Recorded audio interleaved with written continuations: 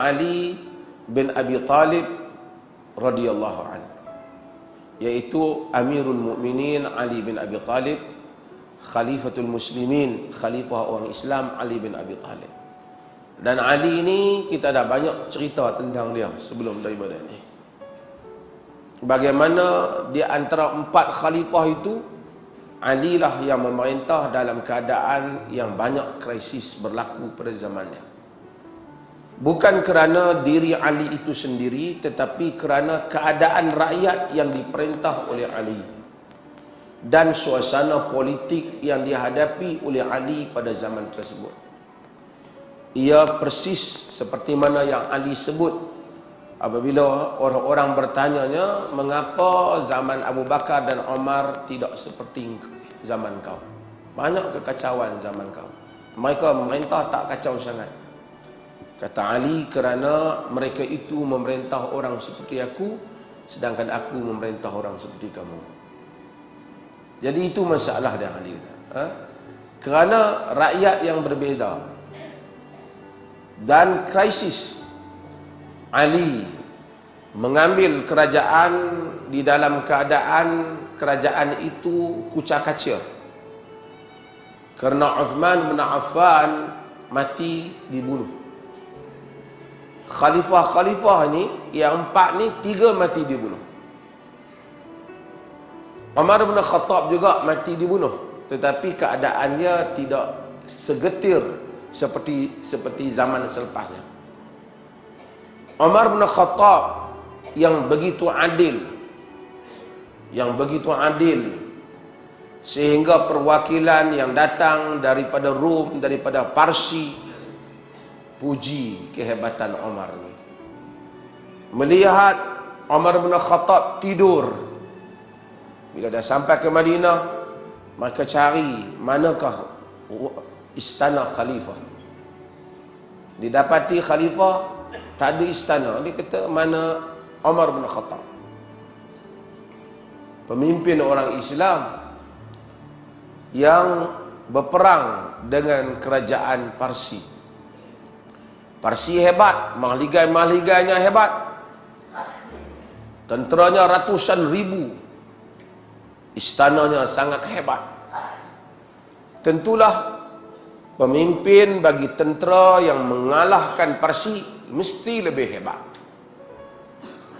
Tetapi apabila mereka sampai ke Madinah, mereka tengok, tanya mana Umar tak ada istana yang hebat. Dan mereka hanya tengok dia sedang tidur di bawah pokok, keletihan pada waktu tengah hari.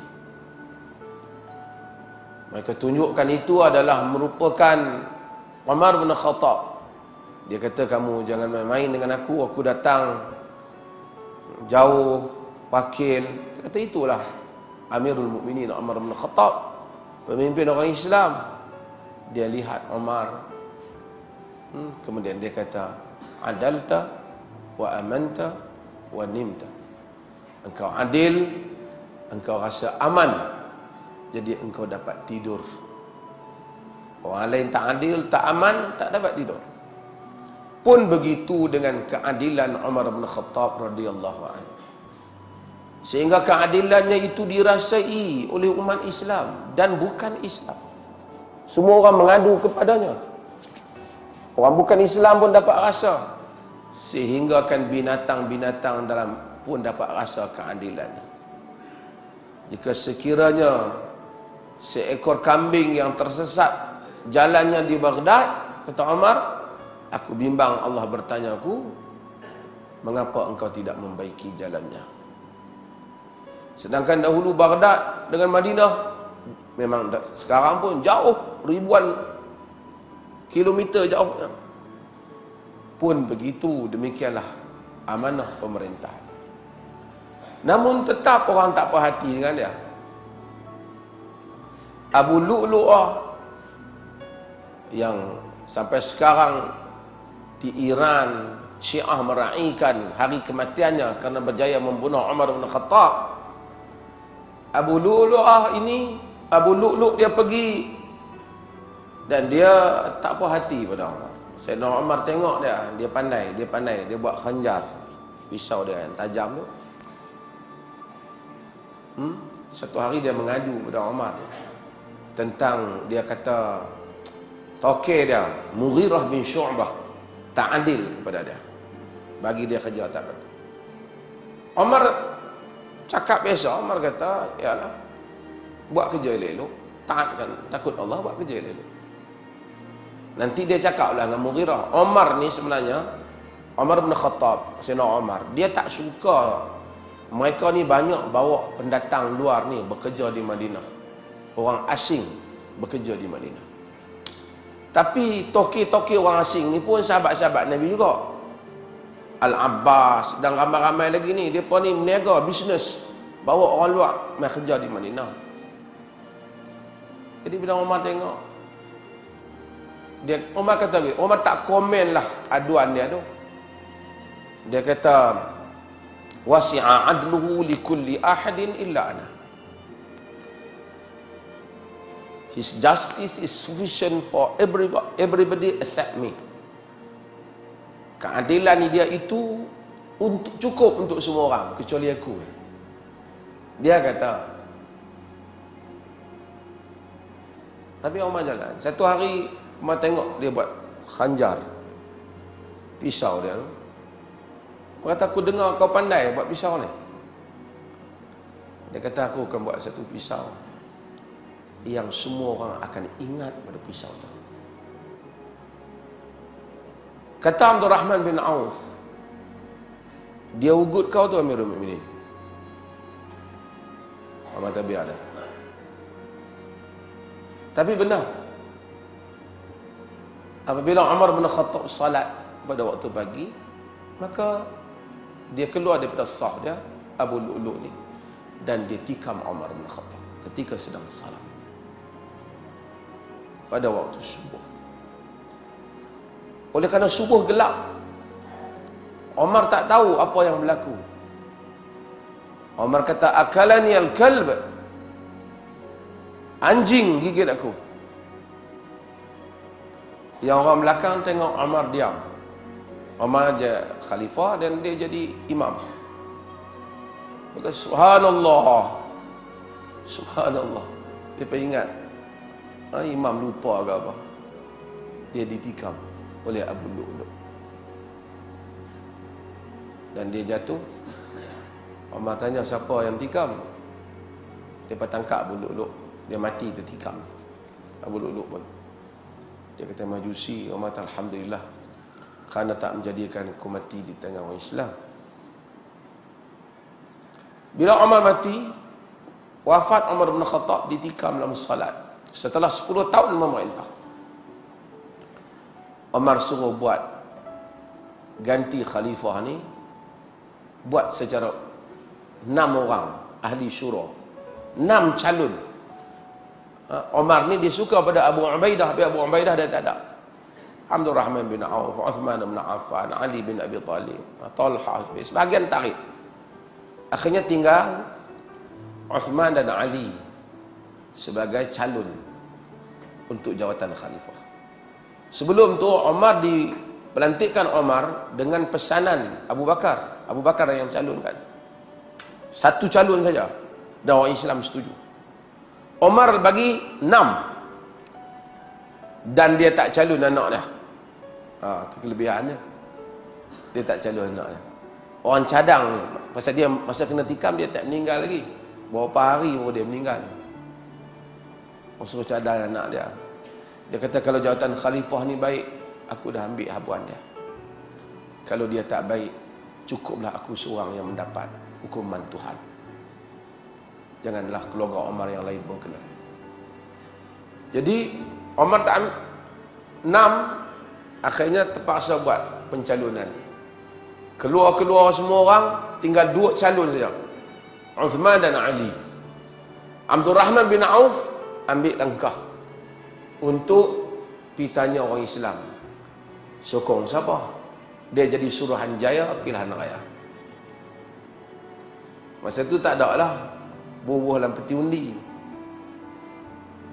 Dia tanya sokong siapa? Orang ni kata orang ni kata Ali, yang ni kata Uthman, yang ni kata Ali, yang ni kata Uthman, yang ni kata Ali. Last kali dia buat kesimpulan, majoriti orang sokong Uthman. Di situ lahirnya perkataan Syi'ati Uthman wa Syi'atu Ali. Syiah Uthman dan Syiah Ali. Syiah maksud pengikut, penyokong dia. Bila mari duduk dalam masjid, Abdul Rahman bin Auf katanya, setuju aku nak istihad. Dua-dua setuju. Dia angkat tangan Uthman, dia kata majority not Uthman. Tapi geng-geng pro Ali ni adalah juga geng-geng Syiah yang kemudian mai zaman lah, depa tak puas hati, depa kata Abdul Rahman bin Auf tipu. Suruhanjaya Pilihan Raya tipu, dia kata.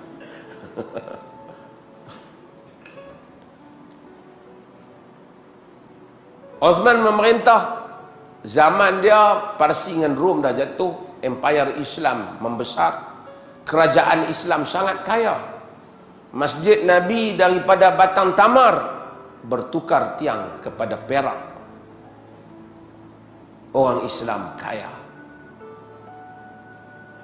ramai orang kaya, banyak orang ada duit. Dulu Sayyidina Umar apabila negara mula kaya, harta sampai ke Madinah banyak, Sayyidina Umar menangis. Sahabat tanya, apa siapa menangis? Hari ini hari gembira. Dia kata perkara ini, harta ini, apabila dia banyak, dia akan membawa kepada pergaduhan dan kemusnahan. Bila dia banyak, pada zaman Uthman, mula bergaduh. Fitnah berlaku. Timbul kata Nabi sebenarnya calonkan Ali. Uthman kroni. Negara seperti Mesir, Basrah, Kufah, semua timbul macam-macam isu mengenai Uthman. Kita cerita banyak kali dah. Akhirnya pemberontak datang dan sampai kepada Madinah, bawa ke Madinah, sehingga membunuh Uthman bin Affan setelah 12 tahun memerintah. Ketika beliau sedang pada umur 90 tahun lebih, ketika sedang membaca Al-Quran, dia ditikam dan darah itu simbah kepada Al-Quran yang dibaca dalam keadaan beliau sedang berpuasa. Sebenarnya sahabat-sahabat masa tu ramai orang Islam pergi haji. Sahabat-sahabat nak mempertahankan Uthman. Uthman yang tak bagi, dia suruh semua balik. Dia tak nak orang bergaduh. Akhirnya pemberontak ada peluang kepung rumah dia dan masuk. Setelah beberapa hari, sebelum tu mereka tak masuk, kepung saja. Dia orang masuk, tikam.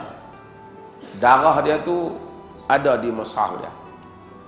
Saya pergi ke Uzbekistan, saya tengok depa bawa Quran tu pergi ke Uzbekistan, ada Quran hak mana darah Uthman tu ada di sana. Zaman tu orang kali bawa-bawa sampai ke sana dan UNESCO sahkan Quran tu asli dengan darah tu.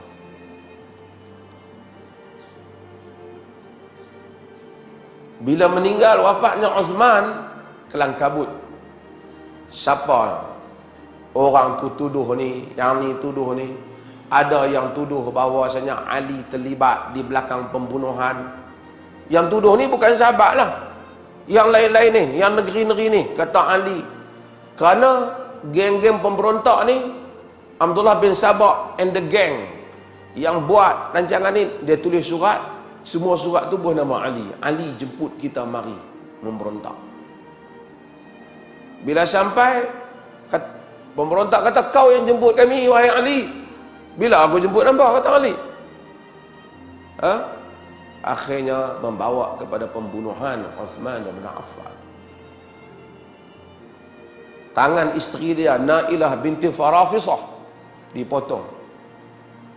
Negeri yang kuat, wilayah yang kuat perlu Uthman ialah Syam, di Syria sekarang ni.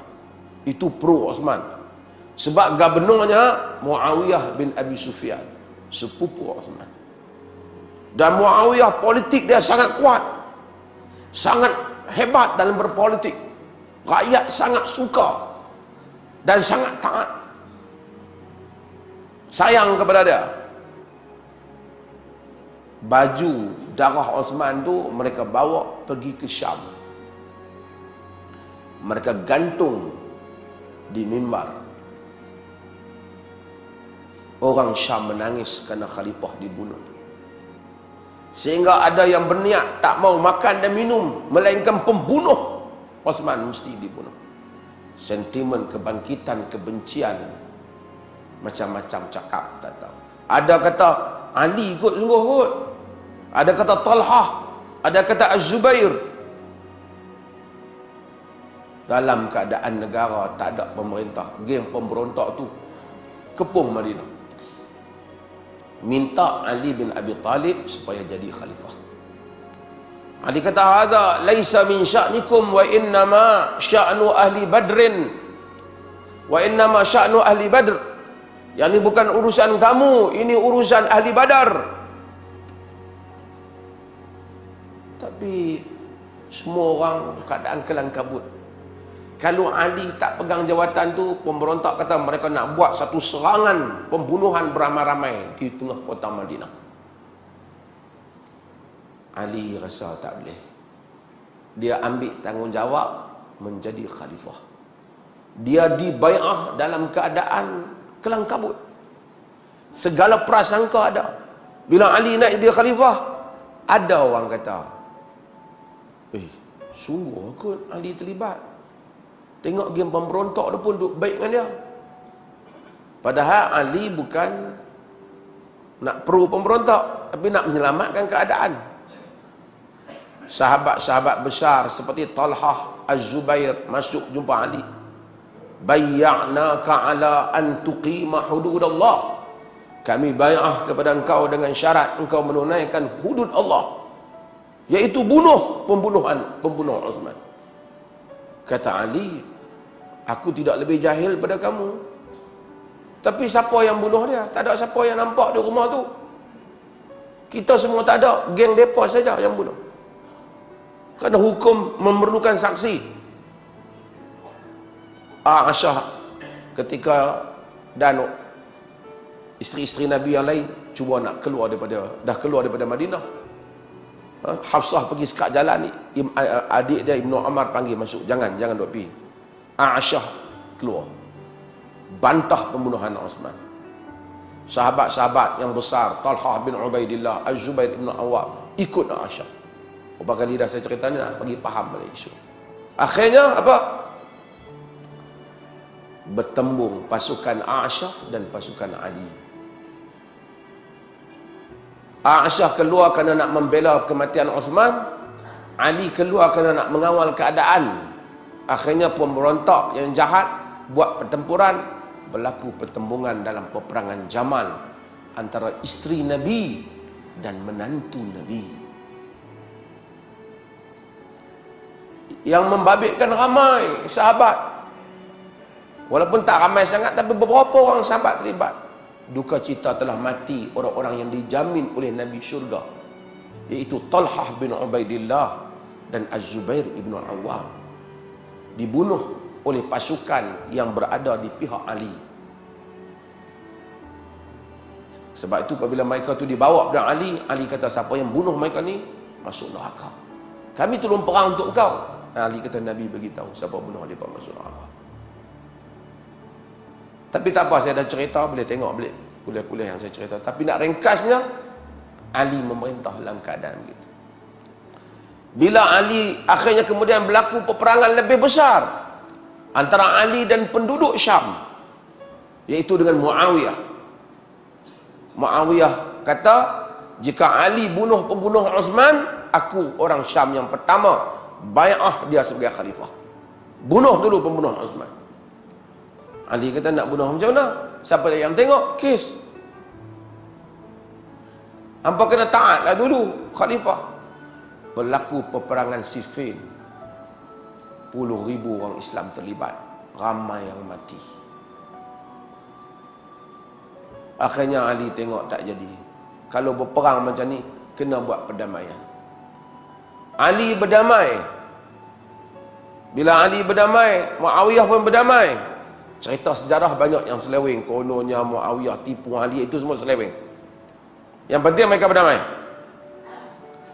Bila damai, geng Syiah ada dua. Satu geng Ali, pro Ali. Satu geng yang fanatik Khawarij. Dia kata mana boleh berdamai? Kalau berdamai pakai pemikiran manusia. Hukum bukan hukum Tuhan. Pasal Ali bila berdamai hantar wakil, hakam, wakil berbincang pikiran manusia. Kita tak boleh pakai pemikiran manusia, kena pakai Quran saja. Hukum Quran. Maka kata mereka Ali tak melaksanakan undang-undang Islam. Hukum Islam. Inal hukm illa lillah. Tidak ada hukum melainkan hukum Allah. Hukum hanyalah hukum Allah. Mereka melancarkan permusuhan, menentang, mengkafirkan Osman, kafirkan Ali, kafirkan Muawiyah, kafirkan Amr bin As. Semua orang yang tak mau laksanakan menegakkan syariat Islam seperti yang dipaham oleh Khawarij, kafir. Slogan Khawarij ialah siapa yang tak melaksanakan hukum Islam, wa man lam yahkum bima anzalallah fa ulaika humul kafirun. Siapa yang tak laksanakan hukum Allah, mereka orang yang kafir. Hukum Allah tu seperti yang Khawarij faham, undang-undang yang Khawarij faham. Khawarij lancar untuk bunuh semua orang ni. Lalu mereka lancar, mereka telah membunuh juga Ali bin Abi Talib ketika sedang salat subuh juga. Yang bunuh Ali ni namanya Abdullah bin Muljam. Abdul Rahman bin Muljam namanya. Yang bunuh Ali namanya Abdul Rahman bin Muljam. Siapa dia Abdul Rahman bin Muljam ni? Kaki tak sembahyang ke? Kaki minum arak ke? Tak. Dia berguru mengaji Quran dengan Abdullah bin Mas'ud. Oh, hebat.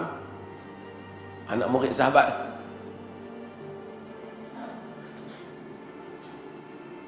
Alim Quran dan alim fiqh. Sayyidina Umar pernah tulis surat kepada gubernurnya Amr bin As di Mesir. Apabila kau pergi sampai tengok rumah Abdul Rahman bin Muljam, luaskan kawasan dia supaya orang dapat main mengaji dengan dia.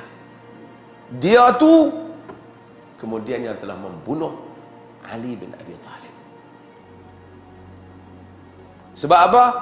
Semangat Islam, tapi semangat yang melampau. Bukan kata tak mengaji agama, mengaji.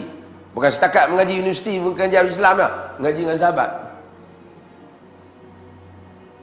Bunuh siapa? Bunuh Ali bin Abi Talib. Khawarij. Abdul Rahman bin Muljam Al-Khariji, Al-Muradi, Al-Khariji. Sebab itu tuan-tuan, kesesatan ini bukan pasal tak mengaji, tapi pelampau. Kata Syekhul Islam Ibn Taimiyah rahimahullah, agama ini berada di tengah.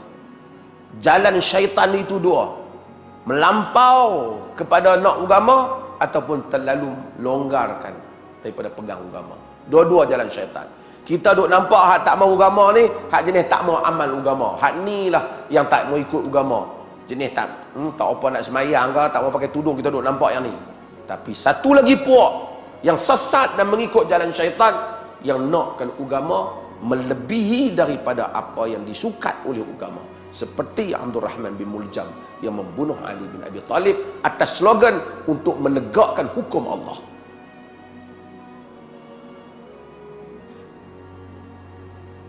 Sebab itu agama ini birraf, diambil dengan santun, dengan paham, supaya berada di atas jalan yang pertengahan, tidak melampau. Iyyakum wal ghulu, kata Nabi, jaga-jaga kamu jangan melampau, jangan berlebih-lebihan.